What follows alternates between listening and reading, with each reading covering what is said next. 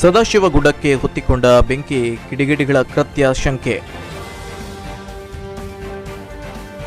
ಅಕ್ರಮ ಚಿನ್ನ ಸಾಗಾಟ ಆರೋಪ, ಭಟ್ಕಳದ ವ್ಯಕ್ತಿ ಬಂಧನ.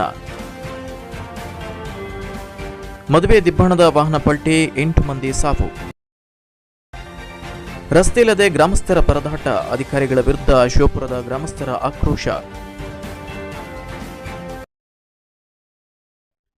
ನಗರದ ಸದಾಶಿವಗಡದ ಗುಡ್ಡದಲ್ಲಿ ಬೆಂಕಿ ಕಾಣಿಸಿಕೊಂಡಿದ್ದು, ಗುಡ್ಡದಲ್ಲಿನ ಮರಗಿಡಗಳು ಸುಟ್ಟು ಕರಕಲಾಗಿರುವ ಘಟನೆ ನಡೆದಿದೆ. ಯಾರೋ ಕಿಡಿಗೇಡಿಗಳು ಈ ಗುಡ್ಡಕ್ಕೆ ಬೆಂಕಿ ಹಚ್ಚಿರಬಹುದು ಎಂದು ಶಂಕಿಸಲಾಗಿದೆ. ಬೆಂಕಿಯಿಂದಾಗಿ ಗುಡ್ಡದ ಮೇಲೆ ಹಾದು ಹೋಗಿದ್ದ ಬಿಎಸ್ಎನ್ಎಲ್ ಕೇಬಲ್ ಹಾಗೂ OFC ಕೇಬಲ್ ಸಂಪೂರ್ಣ ಸುಟ್ಟು ಕರಕಲಾಗಿದ್ದು, ಸ್ಥಳಕ್ಕೆ ಅಗ್ನಿಶಾಮಕ ದಳದ ಸಿಬ್ಬಂದಿಗಳು ಭೇಟಿ ನೀಡಿ ಬೆಂಕಿ ನಂದಿಸುವ ಕಾರ್ಯ ಮಾಡಿದ್ದಾರೆ. ಕಾಳಿ ಬ್ರಿಡ್ಜ್ ಕೆಳಗಡೆ ಬೆಂಕಿ ಆಗಿದೆ. ಅದು ಯಾರೋ ಕಿಡಿಗೇಡಿಯವರು ಎರಡೂ ಸೈಡಿಗೆ ಬೆಂಕಿ ಹಾಕಿ ಹೋಗ್ಬಿಟ್ಟಿದೆ. ಅದು ಪೂರ್ತಿ ಗುಡ್ಡ ತರ ಹಾಕ್ಬಿಟ್ಟಿದೆ. ಗಾಡಿ ಅಂತೂ ಹೋಗ್ಲಿಕ್ಕೆ ಆಗೋದಿಲ್ಲ, ಮೇಲೆ ಹತ್ತಿರ ಕೆಳಗೆ ಇಳಿಲಿಕ್ಕೆ ಆಗೋದಿಲ್ಲ, ಜನಗೂ ಹೋಗ್ಲಿಕ್ಕೆ ಆಗೋದಿಲ್ಲ ಸರ್. ಇದಕ್ಕೆ ಪ್ರಯತ್ನ ಪಡ್ತಾ ಇದ್ದೀವಿ, ಮಾಡಿದ್ದೀವಿ ಸರ್. ಕೇಬಲ್ ಎಷ್ಟು ಉಳಿತಾಯ ಮಾಡಿದ್ದೀವಿ.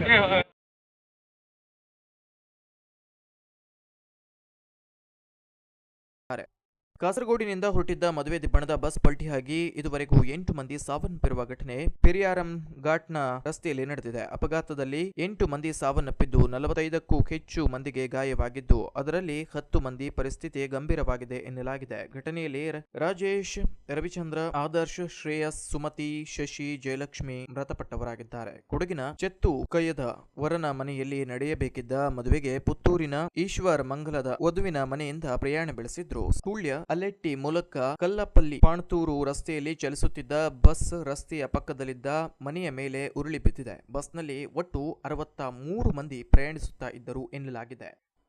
ಅಕ್ರಮವಾಗಿ ಚಿನ್ನ ಸಾಗಾಟದ ಆರೋಪದ ಮೇರೆಗೆ ಭಟ್ಕಳದ ವ್ಯಕ್ತಿ ಓರ್ವನ ಮನೆ ಹಾಗೂ ಕಚೇರಿಯ ಮೇಲೆ ದಾಳಿ ನಡೆಸಿದ ಪುಣೆಯ ಕಸ್ಟಮ್ ಅಧಿಕಾರಿಗಳು ಹೆಚ್ಚಿನ ವಿಚಾರಣೆಗಾಗಿ ವಶಕ್ಕೆ ಪಡೆದು ಮುಂಬೈ ಕರೆದುಕೊಂಡು ಹೋಗಿದ್ದಾರೆ. ಸುಲ್ತಾನ್ ಸ್ಟ್ರೀಟ್ನ ನಿವಾಸಿ ಮಹಮ್ಮದ್ ಫರಾನ್ನ ಕಸ್ಟಮ್ನ ಅಧಿಕಾರಿಗಳು ವಶಕ್ಕೆ ಪಡೆದಿದ್ದಾರೆ. ಈತನ ಮೇಲೆ ಅಕ್ರಮ ಚಿನ್ನ ಸಾಗಾಟ ಮತ್ತು ಮಾರಾಟದ ಆರೋಪವಿದೆ. ಈತ ಭಟ್ಕಳದಲ್ಲಿ ಖಾಸಗಿ ಕಚೇರಿಯಲ್ಲಿ ವಿಮಾನದ ಟಿಕೆಟ್ಗಳನ್ನ ಬುಕ್ ಮಾಡ್ತಾ ಇದ್ದ ಎನ್ನಲಾಗಿದೆ. ವಿದೇಶಕ್ಕೆ ಗೋವಾ ಅಥವಾ ಮಂಗಳೂರಿನ ನಿಲ್ದಾಣದಿಂದ ಟಿಕೆಟ್ ಬುಕ್ ಮಾಡಿದ್ರೆ ಈತ ಅಲ್ಲಿಂದ ತೆರಳದೆ ಮುಂಬೈನಿಂದ ವಿದೇಶಕ್ಕೆ ತೆರಳಿದ್ದಾನೆ. ಅಲ್ಲದೆ ಅಕ್ರಮವಾಗಿ ತಂದ ಚಿನ್ನವನ್ನ ಮಾರಾಟ ಮಾಡುತ್ತಾ ಇದ್ದ ಈತನಿಂದ ಚಿನ್ನ ಪಡೆದ ವ್ಯಕ್ತಿಯೋರ್ವ ಕೆಲವು ದಿನಗಳ ಹಿಂದೆ ಪುಣೆಯ ಕಸ್ಟಮ್ ಅಧಿಕಾರಿಗಳ ಬಲೆಗೆ ಬಿದ್ದಿದ್ದು, ಈತನು ನೀಡಿದ ಮಾಹಿತಿಯ ಮೇಲೆ ಪುಣೆಯ ಕಸ್ಟಮ್ ಅಧಿಕಾರಿಗಳು ಸ್ಥಳೀಯ ಪೊಲೀಸರ ಸಹಾಯ ಪಡೆದು ದಾಳಿ ನಡೆಸಿದ್ದಾರೆ. ಆತನ ಆಧಾರ್ ಕಾರ್ಡ್ ಮತ್ತಿತರ ದಾಖಲೆಗಳ ಸಮೇತ ವಶಕ್ಕೆ ಪಡೆದು ಕಮಿಷನರ್ ಸೂಚನೆ ಮೇರೆಗೆ ಮುಂಬೈಗೆ ಕರೆದೊಯ್ಯಲಾಗಿದೆ.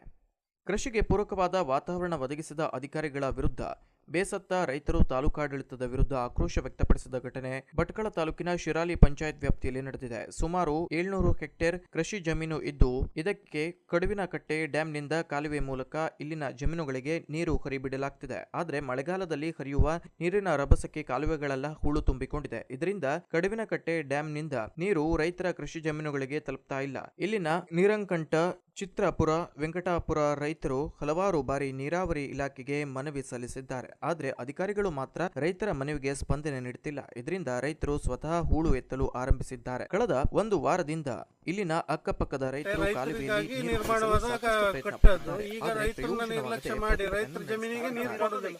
ಈಗ ನಾವು ಹಾಕಿದಂತ ಬೆಳೆ ಶೇಂಗಾ ಎಲ್ಲ ದುಡ್ಡು ಕೊಟ್ಟು ತಂದು ಉಂಟಿ ಮಾಡಿ ಎಲ್ಲ ಹಾಕಿದಂತ ಬೆಳೆ ಪೂರ್ತಿಯಾಗೆಲ್ಲ ಸತ್ತೋಗಿದೆ.